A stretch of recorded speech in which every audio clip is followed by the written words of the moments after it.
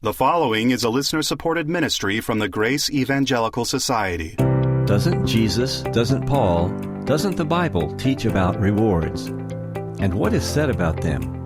Are they a form of works salvation? What are they? What are they for? And when do I get them? Thank you for joining us today. We hope to bring some clarity on this as we are together here on Grace in Focus. This is the podcast and broadcast ministry of the Grace Evangelical Society. Find out more about us when you visit our website, faithalone.org. You'll find our daily blogs there and an opportunity to give us some feedback on this program. faithalone.org. Now with today's question and answer discussion, here are Bob Wilkin and Philippe Sterling. This is from Peter. Dear Dr. Bob, I often think you preach a salvation by works, rewards, gospel when I hear you say there are degrees of reward.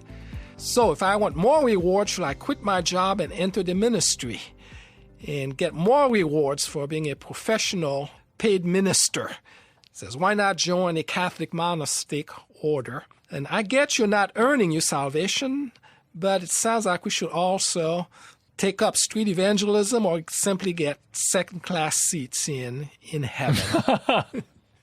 This guy's funny. Okay. Yes. First of all, one of the things I would say is it's not real clear why he says, I often think you preach a salvation by works / rewards gospel.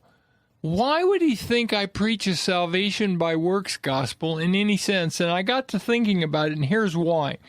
First of all, what he's saying is, if it's true that all have equal rewards, then I'm wrong about degrees of reward. Then, if a person does not have equal rewards with somebody else, it proves they're unsaved. Because all of the people who are highly rewarded are the saved. All of the overcomers are the saved. And everybody else is the unsaved. And so the way Peter is looking at it is that if you're saying there's degrees of reward, you're saying some people are saved and some people are not. And that's not true. That's not what I'm saying. And it's not work salvation, since that's not the issue. The issue is not who's getting into the kingdom and who's not. The issue is who's going to be highly rewarded and who won't. And so I wanted to talk for a minute about proofs that there are different rewards, and then we'll go into some of his other points. First of all, didn't Jesus say many who are first will be last, and many who are last will be first? Well, what does that mean, Philippe? I mean, when are they going to be first and when are they going to be last?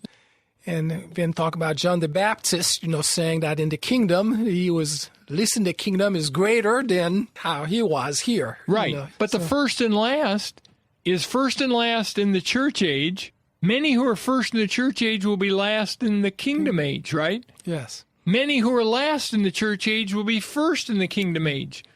If you've got first and last, doesn't that suggest some sort of hierarchy?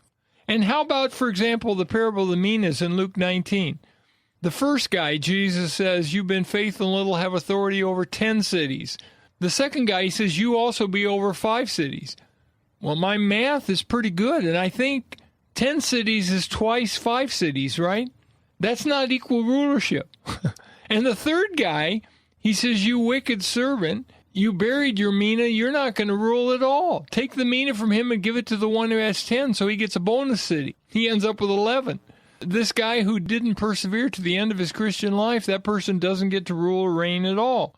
And of course, you've got the end of Matthew 24, verses 45 to 51, the parable of the just and the unjust servant. And it's the same guy. And at the beginning, he's feeding his fellow servants. He's serving the Lord. He's a person who's going to be a ruler in the life to come. But then he says, my Lord delays his coming. And he begins to beat his fellow servants. He begins to drink with the drunkards. And the Lord's going to come back at a time he's not looking for him. And he's going to be cut in two, which doesn't refer to a literal cutting in two. It refers to a verbal tongue lashing. He's going to be rebuked for not having persevered. Well, here's a guy who was doing well and about ready to rule and reign. And then you've also got, of course, Paul's words in 1 Corinthians 9. He talks about running the race, fighting the fight. And he says, I discipline my body and bring it to subjection, lest after I preach to others, I myself should be adokimos, disapproved. And then the same thing comes up in 2 Timothy 4, 6 through 8. I have fought the good fight. I have finished the race. I have kept the faith. Henceforth there's laid up for me the crown of righteousness, which the Lord, the righteous judge, will give to me, and not to me only, but to all who have loved his appearing. And, of course, 2 Timothy 2:12, if we endure, we'll reign with him. So it is the teaching of Jesus, the teaching of Paul, and the other apostles consistently. Right. Peter says the same thing in 1 Peter 5. And then John in receiving the letters to the churches in 1 John, as well. The whole matter of rewards is there. And Revelation 2 and 3. Yeah. So you've got this all the way through. So first of all, I would say to Peter, it's clear that there are differences of rewards. And if you don't like that, and a lot of people don't, then I think it's time to get over it.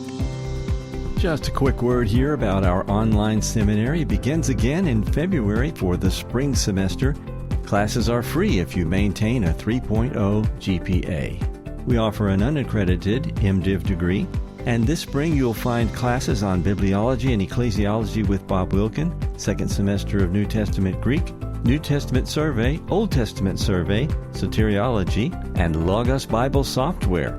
To register and for more details, go to gesseminary.org. Now let's return to our topic of the day. The thing is, this is common in all aspects of life. If you're in the military, why do they give medals? Why do they give promotions? Why do they give more money the longer you've been in if you've been faithful? Why in your secular employment do you get paid more if you do a better job? Why do you have bonuses? Why do you have raises? The same thing with school. Why do some people become valedictorian? Why do some people get to be part of the top 10% of their law class, and that gets them certain benefits? Why do they have exams for doctors so that they can actually be certified, and exams for lawyers so they can pass the bar? All of this because we reward faithfulness. And it seems to me that's part of what God has done. Now, a couple of quick things. He says some funny things here. Why shouldn't I quit my job and enter the ministry? Well, because most people are not well suited for ministry. I think he must be tongue-in-cheek here, but he says, then why not join a Catholic monastic order? That would be a guaranteed way to lose eternal rewards because God rewards those who faithfully teach his word with proper teaching and proper practice. And he talks, too, about street evangelism. Street evangelism is fine, but very few people can do it, and very few people can do it well. You don't need to be a street preacher in order to be serving Christ wholeheartedly. And he talks about second-class seats in heaven. Well, of course, we're not going to be in heaven. We're going to be on the millennial earth and the new earth, and there are no second-class seats. But yes, some will rule and some will not. And this life is the only time we've got for that. Earl Rodmacher used to call this, he said, this life is training time. For reigning times. For reigning time. Remember him saying that? Yes. And I love that because it is. This is when God is preparing us to be rulers in the life to come. And the opportunity is not just to those who are in professional ministry, but all believers. It's an equal opportunity for any type of service. Well, many who are first will be last refers to a lot of people in professional ministry. Yes. Of course, many of them are not even born again. But let's say we're talking about born-again pastors that are televangelists or they're on the radio or whatever. Of course, we're on the radio, so we're in danger as well. James says, let not many of you become teachers, my brethren, for as such we will incur a stricter judgment. What I would suggest is we're called to be faithful. 1 Corinthians 4, 1 through 5. And it's required in the steward that one be found faithful. If we're faithful in our service for Christ, we're going to be rewarded. But I think what Peter is implying is that those who are chosen to rule, let's say, over 10 cities or 5 cities or whatever, are going to somehow lord it over the people under them. And they're going to somehow treat them as second-class citizens. That's not the case at all. That's why I like the title of Jody Dillo's book, The Reign of the Servant Kings. Yes. we're going to serve those under us. But that's going to bring us great joy, because the more we serve those under us faithfully, the more we glorify Christ. And the more we glorify Christ, the more joy it brings to us. Everyone in the kingdom is going to be humble. All of the rulers are going to be humble. They're not going to be arrogant and lording it over the people under them. But here's my point. Let's say, Philippe, that you and I know in this life that what we do now determines how fully we'll glorify Him forever. Yes. So we're developing our capacity for service here and now, and it's a greater capacity for service the more faithful we are. So wouldn't we want that greater capacity? Right. Don't we want it now too? Don't we want to glorify Him more now? Yes. I mean, Peter's acting like it's a bad thing to glorify Christ more. I mean, I know he doesn't mean that, but that's what he seems to be implying. And what I would suggest is, look, I realize that Lordship Salvation teachers often say there are no degrees of reward because for them, every believer is an overcomer. Occasionally they say, well, there's little differences in reward, but it's all about the same because everybody perseveres to the end. But if you follow Scripture, there's no guarantee we're going to persevere.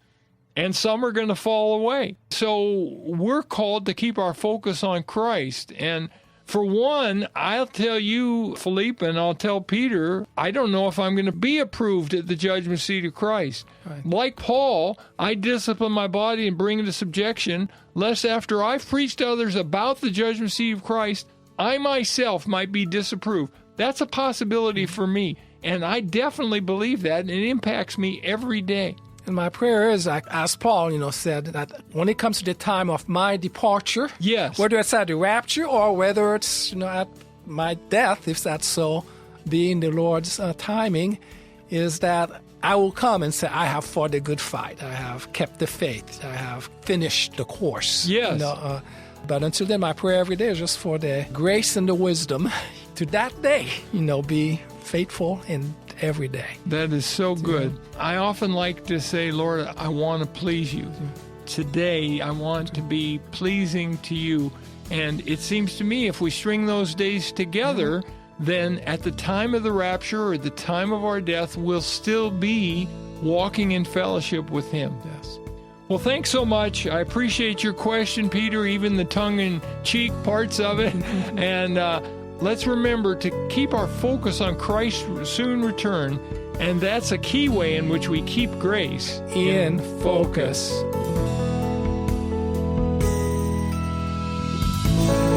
Read many from our library of thousands of free magazine and journal articles online at faithalone.org/resources. That's faithalone.org. Did you miss an episode of Grace in Focus that you really wanted to hear? Just come to faithalone.org. That's faithalone.org. We have all our past episodes right there on the site. Our team is really great about answering questions, comments, and feedback. If you've got some, we hope to hear from you. Let me give you our email address so you can do just that. It's radio@faithalone.org. That's radio@faithalone.org. On the next episode, should we study and listen to the early church fathers? Join us, and until then, let's keep grace in focus. The proceeding has been a listener-supported ministry from the Grace Evangelical Society.